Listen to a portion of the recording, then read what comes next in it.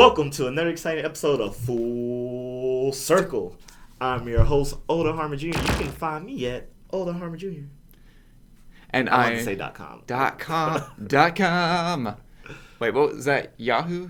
Expedia.com. Yeah, no. I don't know. I feel old. Okay. I feel old and I am Jared Fradette. You can find me at Toon Velo. Our show for you today will consist of me and Odell. You go, but that's what we always do. It's me and him. No, it's Catching Up With Us. It's another segment of our favorite segment, Catching Up With Us. Yeah. We'll also be talking about, I guess MCU really, okay, we're talking about Spider-Man, but we're talking about, in Spider-Man, they talked about the blip, you know, when everyone got dusted away and came back. But this movie actually confirms some things about how people came back. And we're going to talk about the ramifications of blipping, I don't know, half the universe back into existence at the moment they were gone. So stupid. I'm going to call this the blip. And first and foremost, we'll be talking about The Little Mermaid. Oh,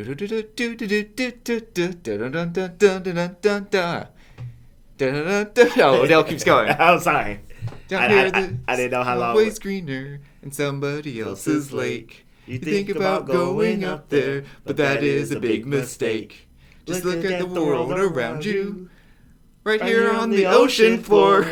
Such wonderful things around you. What more are you looking for? Oh. Under the sea. Under the sea. Okay. I like how we forgot the lyric at the same time. It was like, oh yeah, that's what it is. All right. It has to. We're like, okay, what synonym and rhythm and rhyme does it have to be to fit here? But in exciting news, live action that we'll actually be excited about. New actress will be. Oh, I forgot her name. Oh. I thought you had it written down. Not Halle Berry. Not Halle Berry. Halle Bailey.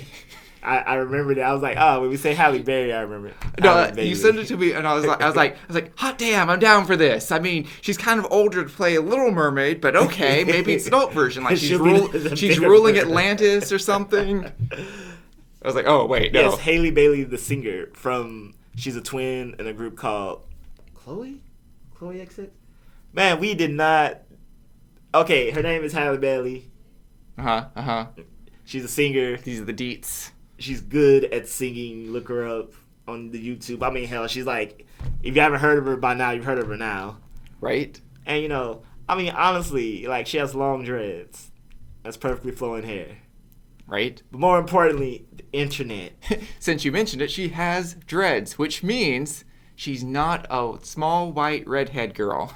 She is not. She's not Scarlett Johansson. And let's be real. If you had long hair in ocean water, chances are they'll be knotted up and dreaded in the first place. Just saying. So yes,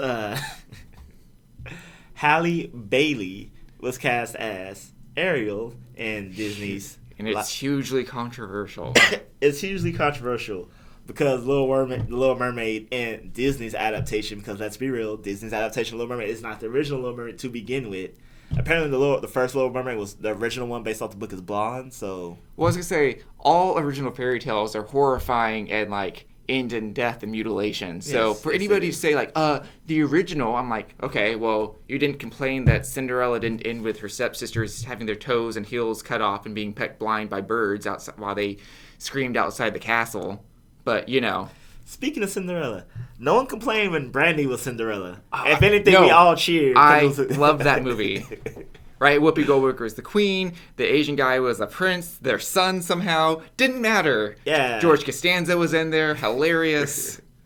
It was more akin to Beauty and the Beast, like the musical set piece, like, I'm walking through the street and the whole city singing. See, that's what I thought the live-action Beauty and the Beast was going to be like, sort of. That's because the Brandy Cinderella seems so much more whimsical and like warm. You know, I will say this: it legit seemed fairy tale like. It really did. Which I mean, was the point? The point is, if you've never seen Cinderella starring Brandy, which I believe was an ABC like TV movie, yeah, TV movie, it was great because it's just like whimsical Whitney Houston, and fun. Impossible things are happening every day. Right, she's the fairy godmother, right? Yeah. She was great. And this wasn't like the black version of Cinderella. This was literally just like whatever. Color didn't matter. Like it was just a splish splash of famous people being famous and singing and dancing. Yeah, it was. Yeah, I liked it a lot. Yeah, like I think everyone like universally liked it. And the thing was, it was not controversial. But then again, I told you, like the 90s and like early 2000s, when it came to like race awareness, like it was almost better than now, because it was just like people are playing roles and doing things and no one seemed to complain. And like now it's like, Then again, we were children and there wasn't the web to complain on. You know what?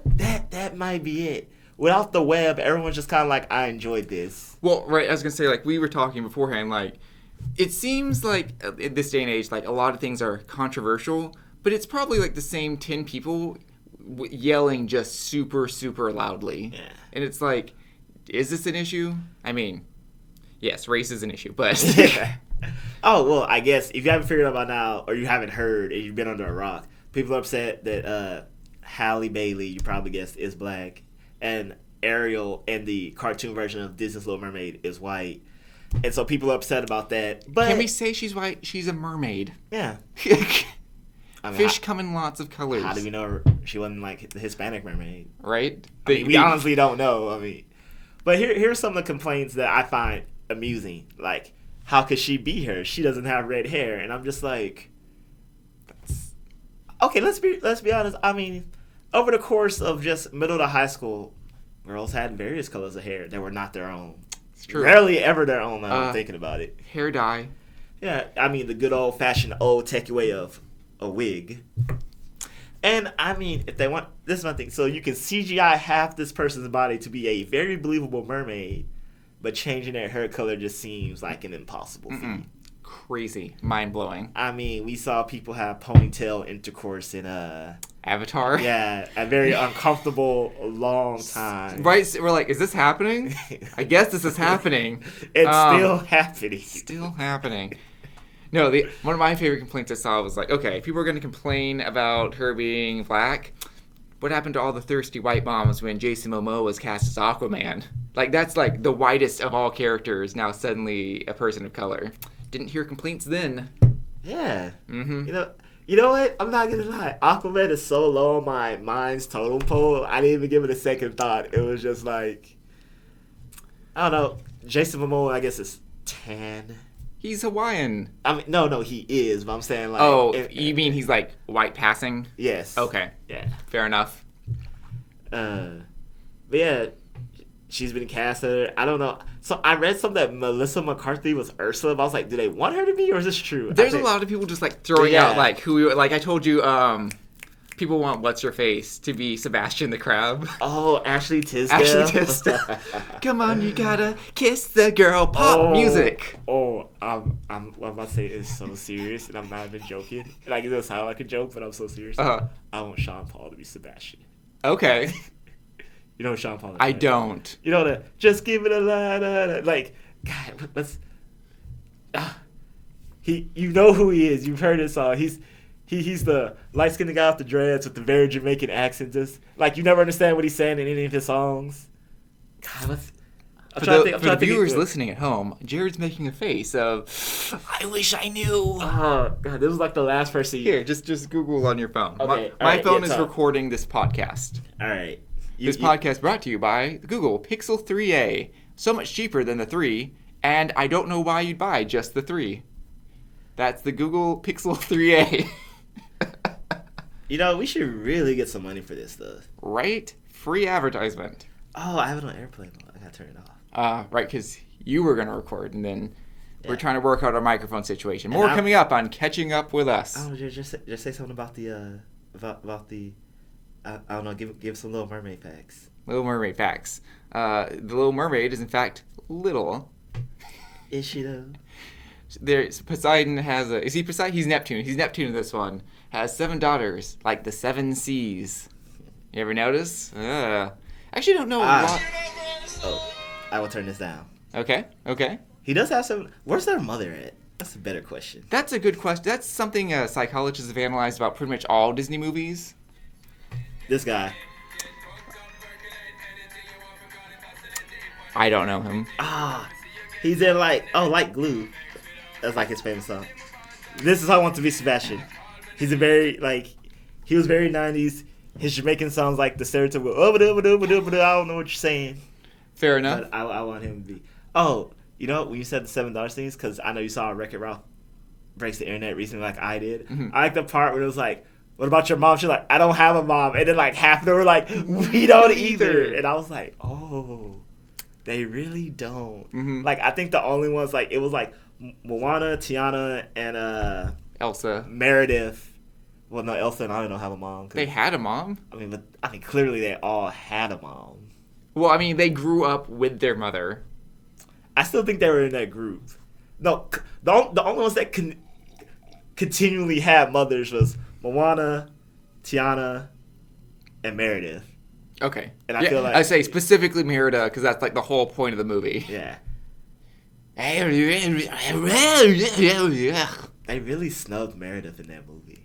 She's from the other studio. Is she, though? That's what they said in Wreck-It Ralph. I know. I'm like, what's the other Well, I think studio? it's because, like, Wreck-It Ralph is Disney, and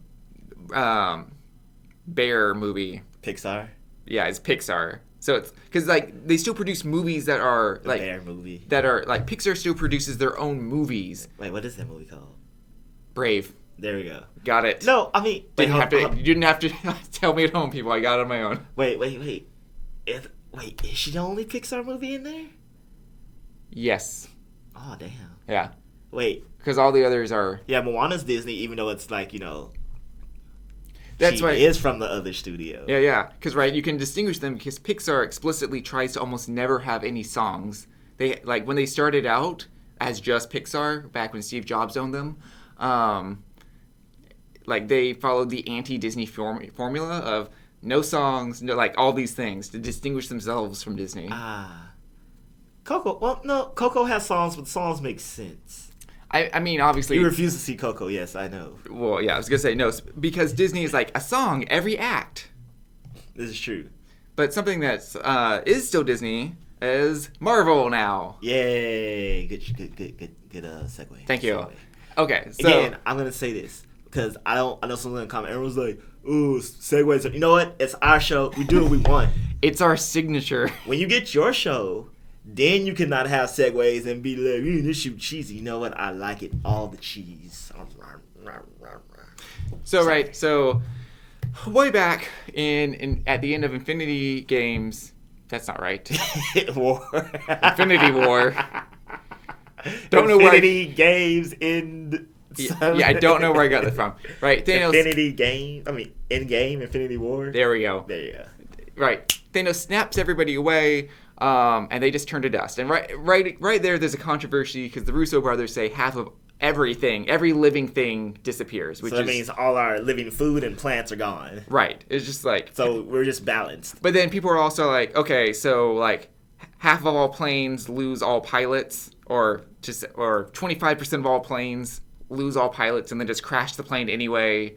Like half of mothers disappear while like the baby's still like gestating, so that's a problem. Like, you see how this comes into more and more issues. Yeah, there's a child of like 4 or 5, and now his parents are gone, and he's just like there. Right, alone. Anywho, so if that was not problematic enough, in the new Spider-Man Homecoming movie, this is not a spoiler, but it's the first 5 minutes. Far From Home. In the new Spider-Man Mysterio movie. Spider-Man Infinity Games. We're doing so good this episode. Man, we're professionals. Right. Right. At the end of Endgames, they snap everybody back, and then so they address everybody suddenly coming back in Far From Home. There we go. There we go. Far From Infinity Games. In an opening hilarious scene where a marching band re-snaps back into existence in the middle of a basketball. Blips is the official, what people are calling it. And then they're immediately hit in the face with basketballs, and it's just like... Yeah, the basketball team runs into them and all this other stuff. Which is almost infinitely more problematic than the first one. Yeah, so wherever you were when you got dusted, blipped, as the movie is canonically calling it... You come back to that exact moment in time and space. Now, doing exactly what you were doing. So first of all, let me get super technical here. Right. Everybody in the universe that came back that way is now dead. Because planets... move. The spatial coordinates that they were at are no longer there 5 years from now. Right? Right, it's that whole thing from Rick and Morty, right? With the like, show me what you got, the heads. Yeah. If you had any astronauts in orbit, they're dead now. They're dead. Like they have nothing to orbit. Right, like that's gone. That's happened. So all these people have now blipped back to a specific place in space and time, and they're no longer there. Okay, that technical bit aside, sure, they went back to the planet.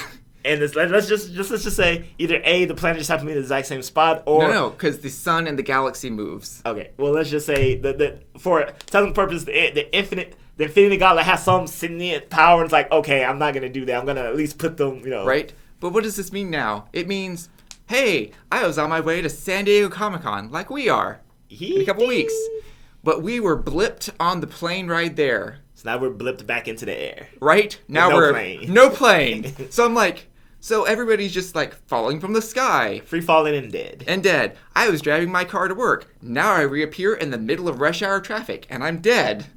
Maybe people dodge me and then they die from a wreck. Right? Let's think about people outside of Earth, right? It's like, okay, I was in the middle of space. Again, that space thing. Or, okay. I have no spaceship.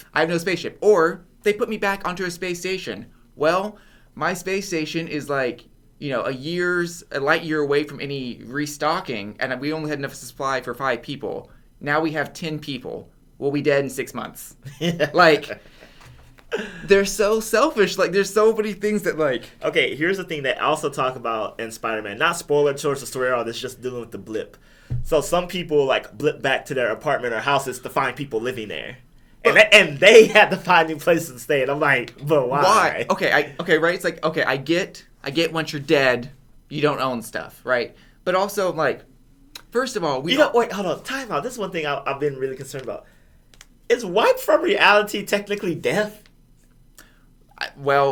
I suppose... Not from a legal standpoint, just from, like, were they dead? Was this like... No, I think we can say no, because that's the whole thing with Scarlet Jo at the end. Banner couldn't bring her back because she's dead. So yeah, like... Same thing too, I think, with Tony. He's like, no, they didn't do Tony yet, right? Yeah. But because I feel like you were wiped from reality. You weren't technically dead. You were like in a state of non-existence. Right. Right? Again, their atoms destroyed to never re-enter the cycle of things. Thanos, you're an idiot. Right? We talked about this. It's like... I can't even use... Yeah, because I feel like they weren't dead. Like, you were just... Like, literally, it was just like reality was like, the color green doesn't exist. Like, green didn't die. It's like... The rainbow just closed up. Yeah. Like, oh. Yeah, because, like, if you die, like, the Infinity Gauntlet... Yeah, I mean, the Infinity Gauntlet can't bring back the dead. Asterisk, yeah. But, yeah. Anyway, I'm sorry, go on. No, I was going to say, right, Aunt May's holding this thing like, oh, we've all been displaced. I'm like, okay, first of all... There's already more peopleless homes than there are homeless people. Why are people arbitrarily going and buying other people's empty houses now? I mean, to live in? I just feel like they should probably went and go. Okay, in my mind, they just went and go live in a house. It was like, well, no one's here. Then they should leave. Yeah. I'm like, am I paying rent after the blip? I don't think I am. Like, me personally, I do not. I think we're back in feral time. Like, this is mine. I have a fence and an axe. Okay, but again, I think we're thinking this again based on what we were shown in Endgame, where it seemed like 90% of the population was gone. Again, like, statistically, there should still be enough people there that order is maintained. I don't know why there were, like, refugee camps on Staten Island. Is like, right, all the people coming to the Statue of Liberty, and it's just like... I feel, depending on who... Because if you lose... Okay, let's say you lose half of people who get shit done, people who run plants, people like I can see everybody watching nuclear reactors, and now those just go off the rails, and now those erupt. Right, my whole spiel at the start of the segment. Yeah, I get it. Yeah, so I get like there could be like enough important people who did important jobs went away to where it was like, oh shit, we can't stay here, or this place is dangerous, and we need to. Okay, for example, let's say people were migrating to big cities because that was the only population still big enough to maintain order or keep, like, let's say, like, you're from a town of 50,000 people. Now you have, like, 25,000 people. That's a good chunk of, like, people running a town gone towards, like, oh, crap, we don't have... No, it's only 50%. If the local government consists of 10 people, there's still 5 people of which I assume there's some overlap of their jobs. Yeah, I mean, it's not like the people in the mayoral office like run the water pumps. Okay, but back to the housing thing. Electricity. Yeah, it's like, okay, I get that. Okay, let's just say for reasons they own your property, you can't stay there. Legality, because I can still imagine legality being very stupid when half the population comes back and people are like legally binding, and it's like I was faded out of existence.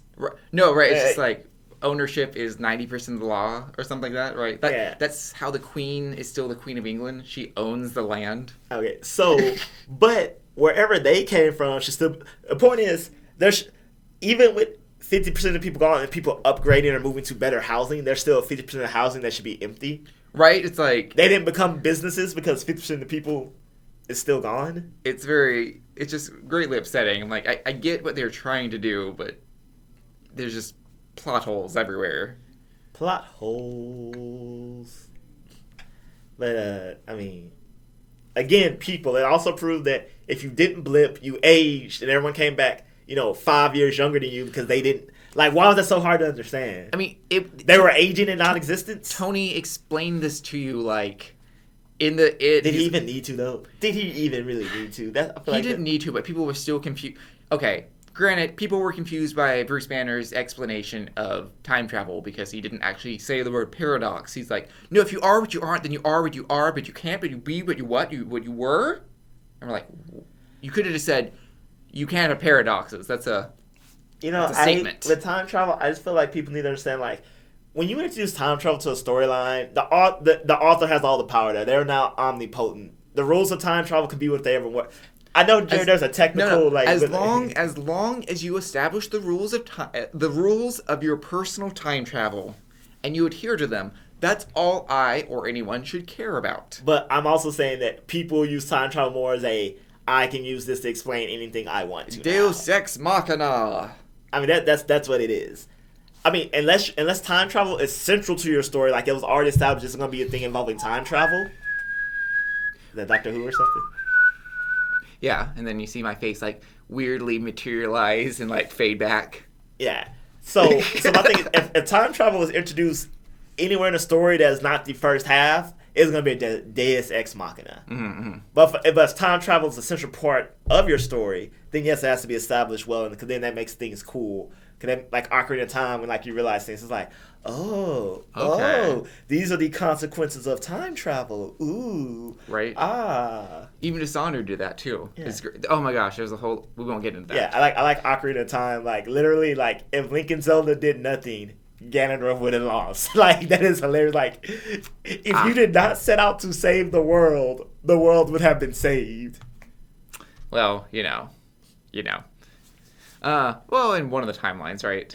Well, no, I feel like because if Link never opened the gate, Ganon could have, he would have waged war, but he probably would have lost. Because the king was preparing for it. There would have been. My thing is, he wouldn't have got the Triforce, which means he never became omnipotent. Like, it would have been like a regular war. People would have died. People would have sad. But I mean, I think ultimately, ultimately good. Yeah. Speaking of things that are ultimately good, you and I. So what have we been up to? So they did not renew my contract at my last job, so I am currently jobless. But I would like to give a shout out to one of our Twitter followers. Who works at Apple and saw my tweet about me being jobless and how everything sucks. And he helped me out by sending his name is Chad. Chad Ennis. What's Innis? How do you say that? How do you pronounce that? I'd say Ennis. Chad Ennis, shout out to you. You're the truth. Even if I don't get the job, you tried, and I appreciate that. I will pay it forward. Also, we will be going to San Diego Comic-Con in 10 days. That's very soon. That's only one show between here and now and then. The here and forever. Yeah. Ooh, we'll record our San Diego Comic-Con show at San Diego Comic-Con. That was going to be a question I was going to ask you after the show. Good to know. Well, we're either record it there on location, which we can do. We can find. Or we can just do it at our Airbnb. One of the two. You'll get a in San Diego podcast. It'll be our first on location one. Woo! So that should be fun. Yes. That should be fun. We'll make it like a whole thing. And wait, hold. What else am I doing? Oh, I'm trying to get a job. Comic-Con. Gonna go to Tokyo this year. Jared is gonna go, but then he said no. He was excited, then he got unexcited, and now he's left me in a horrible situation, and I'm hurt. I'm sorry. It's not a horrible situation. You're still going. You still got people to go with you. I mean, it's horrible in a way that I can't talk about on the show. That's fair. I'm sorry. Why don't you want to go, Jared? Tell the people. Tell the people. I got a gut feeling. I don't. That's all I can say. Fine. I'm sorry. What's going on with you? Going on with gut me. feeling. I've been playing far too much Prey lately. You know that game from 2016? 17 maybe? Where like the black gooey stuff like takes over the place? Yes. Not the PlayStation, the space station. Yes, exactly. The PlayStation. You're on a space station, we can create all these cool human modifications, and then, turns out there's ramifications because the modifications are made of alien bits, and now the aliens want revenge or something. It's kind of like Stranger Things. If you've been watching Stranger Things Season 3, where the goo monster takes over everybody. Oh, I'm not a fan of Stranger Things. It's just like I got in it too late, and then like I kind of watched it, and then it just kind of like, okay, let me rewind. I'm not one of those people that's like, I hate the decade I was born in. I want to be in the 80s and the set. Like, I'm not one of those people. I'm very much happy being in the current decades. So like the 80s vibe doesn't hit me. I wasn't born in the 80s, nor am I one of those millennials that wish 80s was wonderful for some reason.